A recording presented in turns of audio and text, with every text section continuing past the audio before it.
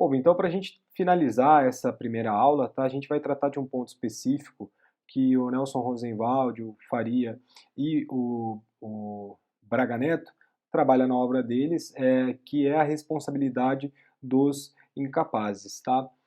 Num primeiro momento, quando no direito civil clássico, quando se questionava a possibilidade de você responsabilizar os incapazes, era uma coisa ilógica, era uma coisa incongruente, era inimaginável, porque como é que você vai responsabilizar uma pessoa que não tem discernimento e não pratica o ato ilícito? Mas progressivamente a gente busca ao máximo, tanto a doutrina quanto a jurisprudência, e o legislador também, criar aparatos para que de fato a reparação à vítima, ao ofendido, seja minimamente é, integral, tá? Então, querendo ou não, houve um avanço nessa matéria. Por quê? Porque, querendo ou não, o incapaz ele não pratica o ato ilícito e aí a gente vai ver por que disso, tá? Mas antes, vamos fazer uma introdução. A gente vai partir do artigo 928 do Código Civil, que diz que o incapaz ele responde pelos prejuízos que causar se as pessoas por ele responsáveis não tiverem obrigação de fazê-lo ou não dispuserem de meios suficientes. Tá? Então aqui a gente vai ter uma exceção à regra. Por quê? Porque como a gente já verificou também, existe o que a gente vai chamar de responsabilidade indireta. Tá? Então os responsáveis, no caso os pais, tutores e curadores, são responsáveis de reparar o dano, responsáveis patrimoniais, via de regra de reparar o dano do filho que causou ou do curatelado que causou dano a outro, tá? Mas aqui, esse artigo 928 ele vai trazer uma exceção a essa regra, tá? Então, em caráter de exceção, dentro do sistema de reparação de danos, existe a possibilidade de você atingir o patrimônio do menor caso os responsáveis não tiverem obrigação de fazê-lo ou não dispuserem de meios suficientes, tá? Isso se justifica através de uma responsabilidade solidária e mitigada e a gente vai passar cada aspecto disso, tá? Então, a norma ela faz genérica referência ao incapaz, ela verifica ali que é uma possível aplicação também do artigo 928 do Código Civil, mas não se aplica o dispositivo quando o ofensor for maior, capaz, voluntariamente se pôs em estado de inimputabilidade, tá? Então, sendo esse em caráter transitório, então uma pessoa que se gerou, que causou um caráter transitório de inimputabilidade, isso não transforma a prática do ato como não ilícito, tá? Então ele vai praticar o ato ilícito e ele vai ser responsabilizado por isso. Então, a pessoa que se colocou num caráter de inimputabilidade transitória, ela vai sofrer a reprovação social por ter culposamente se colocado em estado de inconsciência, tá? Então, só para deixar claro para vocês, o incapaz, ele não pratica ato ilícito, tá? Por que ele não pratica o ato ilícito? Porque existe a ausência do elemento subjetivo. Qual que é a ausência do elemento subjetivo? É a falta de discernimento ou maturidade para avaliar as consequências do seu comportamento, tá? Então, quando a gente estava falando de imputabilidade, a gente passou pela minoridade, pela insanidade, né? E a gente verificou essa questão do elemento subjetivo, ou seja, discernimento ou maturidade para avaliar as consequências de seu comportamento. Mas ele só será responsabilizado se estiver presente o elemento objetivo, que é, como a gente já estudou também, o elemento objetivo do ato ilícito é a antijuridicidade, tá? Então, o patrimônio do incapaz excepcionalmente será alcançado pela vítima se a sua ação ou omissão for contrária ao direito. Então, uma conduta praticada por uma pessoa plenamente capaz seria sancionada como ofensiva ao sistema jurídico. Então, se uma pessoa plenamente capaz age como uma conduta, age como uma antijuridicidade, o incapaz também vai agir como uma antijuridicidade, então por isso, por essa razão, aí aparece o enunciado 590 do Conselho de Justiça Federal, que diz que a responsabilidade civil dos pais pelos atos dos filhos menores, previstos no 932, inciso 2º do Código Civil, não obstante objetiva, a gente já verificou e vai verificar aqui também ainda mais, que essa responsabilidade dos pais para os filhos na responsabilidade civil é uma responsabilidade objetiva, tá? Então, não obstante objetiva, pressupõe a demonstração de que a conduta imputada ao menor, caso fosse um agente imputável, seria hábil para a sua responsabilização. Então, a responsabilidade, nesse caso, ela vai ser subsidiária, tá? Então, a vítima vai cobrar inicialmente os responsáveis, tá? E só vai ir para o patrimônio do menor na hipótese de impossibilidade econômica daqueles responsáveis, tá? Então, só para ilustrar, a gente vai trazer um exemplo para vocês. Imagina um filho de 15 anos que se aposta das chaves do carro do pai, tá? Se encontrava escondida e ele vai atropelar um transeúnte em razão da sua inabilidade ao volante, tá? Da sua ausência de destreza ao volante. Então, inicialmente, a responsabilidade será exclusiva do genitor, tá? Então, lembrando, a gente lembra sempre que o menor ele não comete o ato ilícito em razão da sua inimputabilidade. Então, quer dizer que os absolutamente relativamente incapazes praticam condutas comissivas e omissivas antijurídicas, mas ao elemento subjetivo do discernimento, não serão sujeitos passivos de uma demanda de reparação de danos. Tá? Então, via de regra, né, via de princípio, incide a responsabilidade indireta dos pais, tutores e curadores pelo fato de um terceiro incapaz que se encontra sob sua autoridade, seja pelo poder de família ou por determinação judicial. Então aqui a gente vai cuidar de uma hipótese da responsabilidade civil que a doutrina chama de complexa. Por que complexa? Por que complexa? Desculpa. Porque o dano é causado por uma pessoa, mas a reparação recairá sobre a órbita patrimonial de outra pessoa. Então aqui no caso, o filho vai cometer o dano, só que outra pessoa será responsável, via de regra, para reparar patrimonialmente esse dano.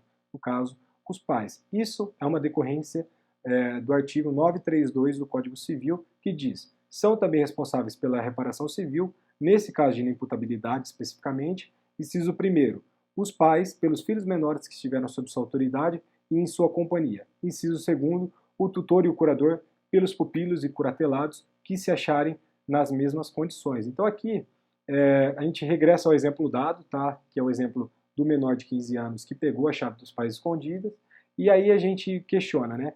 Poderia o pai alegar ausência de culpa em vigilando do filho, porque pelo fato dele ter dado uma ótima criação para o filho, uma ótima educação, e nada ter contribuído para aquele resultado danoso?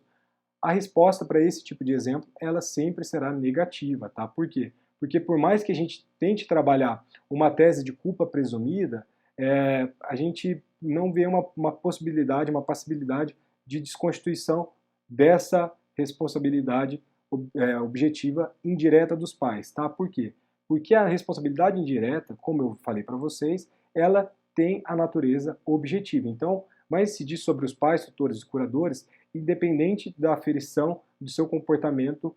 Então, a gente não se questiona a questão do comportamento, da culpa, etc. A gente só verifica ali os elementos da responsabilidade objetiva, verificando, então, o dano, o nexo de causalidade e o nosso agente, a gente já vai verificar que os pais serão responsáveis para indenizar, nesse caso do acidente de trânsito do menor de 15 anos, conforme o artigo 933 do Código Civil e o enunciado 450 do CJF também, independentemente da culpa. Então, essa alegação de culpa em vigilando não basta para afastar qualquer responsabilidade. Mas vamos dar um novo exemplo do atropelamento aí do menino de 15 anos, tá? Será que o responsável, se ele carecer de recursos para enfrentar um montante reparatório e verificar-se que o incapaz, ao contrário, ostenta de patrimônio suficiente para arcar com a recomposição dos danos, a gente vai adotar o que a gente vai chamar de responsabilidade subsidiária. Vou dar um exemplo para vocês.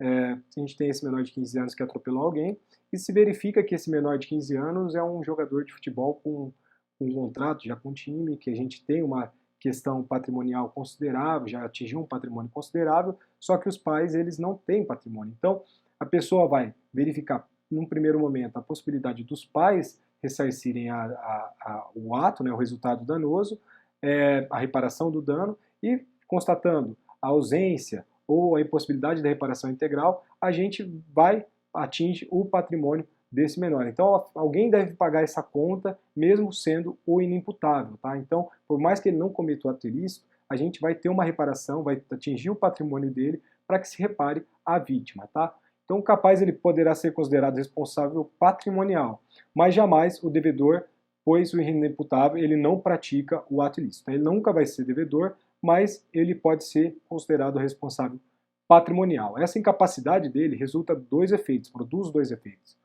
O primeiro efeito, como a gente já falou, ele atrai a responsabilidade objetiva dos pais ou responsáveis, tutor e curador, ou curadores, conforme 932, inciso 1º e 2º do Código Civil, e o nosso segundo efeito é que ele evidencia sua própria responsabilidade patrimonial. Só que essa responsabilidade patrimonial ela vai ser subsidiária e mitigada conforme o 928, parágrafo único do Código Civil. Então, o filho menor ele não tem interesse nem legitimidade para recorrer de uma eventual sentença condenatória proferida em ação proposta unicamente à face do seu genitor com fundamento na responsabilidade dos pais pelos atos ilícitos cometidos por seus filhos menores, tá? Por quê?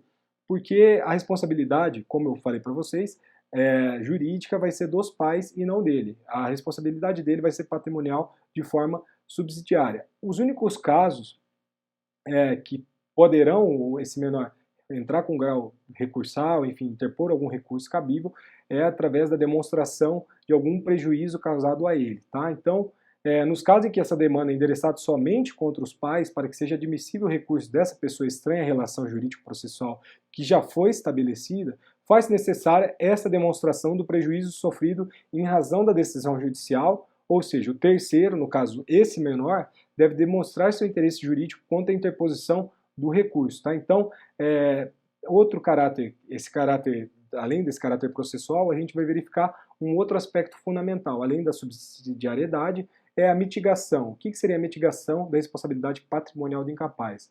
Isso se extrai do artigo também 928, parágrafo único do 928 do Código Civil, tá? Então, se for atingido esse patrimônio do incapaz, a indenização será equitativa e não terá lugar de se privar se necessário incapaz ou que dele depende. Então a gente vai verificar no caso concreto a possibilidade desse menor, desse incapaz, indenizar, e a gente vai verificar, e através de uma questão de razoabilidade, de uma questão equitativa, vai verificar até onde esse patrimônio pode ser atingido ou não, por não privar a melhor construção dele civil, enfim, a melhor constituição dele para os atos da vida civil, etc. Né? Então, a gente deve concluir que o filho menor não é responsável solidário com os seus genitores, mas sim subsidiário, e também essa subsidiariedade será mitigada. Tá?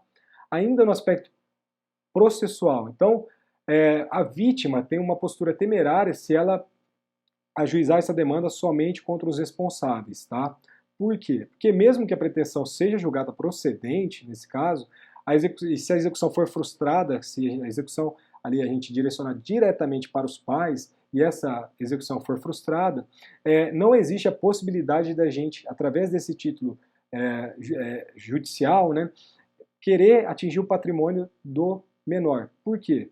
Porque a própria Constituição define isso no artigo 5º, inciso 54, tá? Porque o título não seria constituído contra o menor. Então, consequentemente, culminaria por ajuizar uma segunda demanda contra o incapaz. Então, além da primeira demanda, que foi direcionada apenas para os responsáveis, pais, tutores ou curadores, a gente teria que direcionar uma segunda demanda, por quê? Porque a primeira não fez título executivo judicial, porque a parte não integrava na relação jurídico-processual. Então, a sugestão que a doutrina dá é que o incapaz ele participar do processo de conhecimento. A gente tem que colocar o incapaz no processo de conhecimento. Isso vai ser um consórcio sucessivo entre o causador do dano e o responsável. Tá? Então, haverá acumulação subsidiária desses pedidos com um direcionamento subjetivo distinto. Tá? Então, o segundo pedido é ofertado contra o incapaz na eventualidade da impossibilidade de condenação dos responsáveis do incapaz, conforme o artigo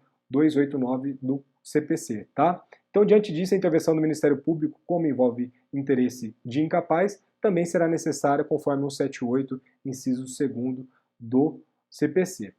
Em caso de procedência dessa sentença, né, ela será trifásica. Por que trifásica? O juiz ele vai, numa primeira fase, reconhecer a obrigação de indenizar e o respectivo quanto indenizatório.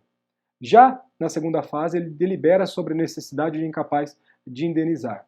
E, finalmente, na terceira fase, ele estipula qual será a participação de incapaz na reparação e o arbitramento desse respectivo montante. Então, logicamente, a gente só vai atingir o patrimônio do menor ou do interdito se malograr êxito quanto à questão patrimonial do responsável. Tá? Então, o 928 caput do Código Civil, ele ainda traz uma segunda circunstância que é a de incidência de responsabilidade subsidiária do incapaz, que é, aspas, se as pessoas por ele responsáveis não tiverem obrigação de fazê-lo. Então aqui a gente vai abrir uma segunda, uma outra indagação, que é, em quais situações os responsáveis desfrutarão do patrimônio suficiente para repará-lo, os danos causados pelo incapaz, mas não terão obrigação de fazê-lo.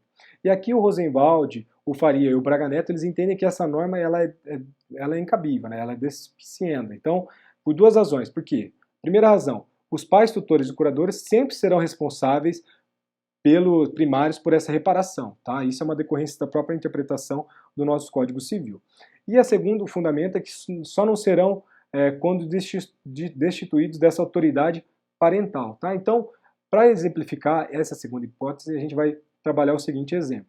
Se o incapaz ele provoca danos e seus pais estiverem divorciados aqui, a gente trabalhou esse exemplo em sala de aula, né? Então eles estão divorciados e um só exerce a guarda sobre esse filho, né? Então comumente é a mãe, só para deixar claro, tá? Então muitos poderiam acreditar que o pai estaria eximido de reparar esses danos causados pelo filho menor que estaria com a guarda exclusiva da mãe. Aliás, isso daí é até um posicionamento do STJ, eu coloquei o informativo 575 do STJ, que foi uma análise de um caso concreto em que o menor se encontrava na escola e causou um dano e aí foi afastada a responsabilidade dos responsáveis e a escola foi obrigada a reparar esse dano. Então, esse é o posicionamento do STJ. Então, qual que seria esse posicionamento do STJ? Somente a genitora que deveria suportar esses danos de forma individual. Mas a melhor doutrina ela indica que isso é um engano. Por quê? Porque o inciso 1º do 932 do Código Civil, ele vai atribuir a reparação civil aos pais pelos filhos menores que estiverem sob a sua autoridade e em sua companhia. Tá? Então, em nenhum instante ele delimita a demanda da vítima somente em face daquela mãe que tinha o poder de controle imediato sobre o menor no instante do ato antijurídico. Tá? Então, caso o ofendido ele perceba que o pai possua eventual superioridade patrimonial, econômica em relação à mãe, a gente pode entrar com uma ação através de um litisconsórcio passivo facultativo, assegurando a solidariedade entre o pai e a mãe, nesse caso específico desse menor que causam algum prejuízo e a guarda é exclusiva da mãe. E essa interpretação da solidariedade ela é extraída do artigo 942 também do Código Civil. Tá? Então, o pai compartilha desse poder de família e mesmo não tendo a guarda e o ordenamento privilegia o acesso da vítima à reparação. Tá? O fundamento é exatamente esse. A questão é a reparação do dano causado à vítima. Tá? Então essa lei será fundamentada na teoria objetiva da responsabilidade civil. Eu vou cortar esse vídeo agora e vou prosseguir dessa parte para o próximo, porque a gente já está com o tempo avançado e a gente consegue concluir a responsabilidade civil dos incapazes de uma forma mais clara e mais tranquila para vocês, tá? Obrigado.